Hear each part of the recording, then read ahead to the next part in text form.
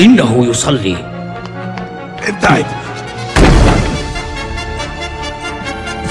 اخرج، اخرج من بيتنا العتيق أيها الصابئ.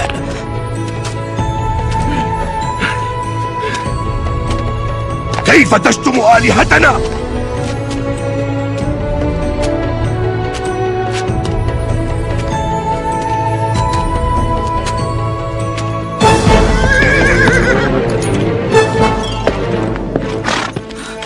حمزة، عدت أخيرا. ما الأمر؟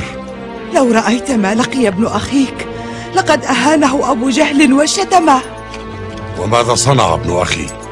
لا شيء، تركه ومضى.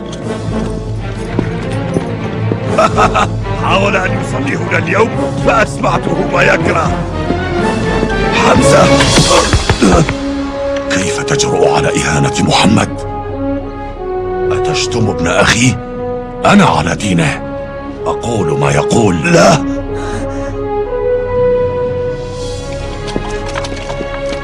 لم أعرف أنك على دين محمد. أصبحت كذلك الآن.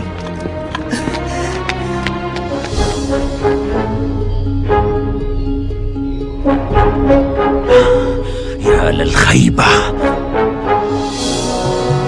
شرح الله صدري للحق وأذهب عني الشك، وامتلأ قلبي باليقين، وقد جئتك لأعلن إسلامي. أشهد أن لا إله إلا الله وأنك رسول الله.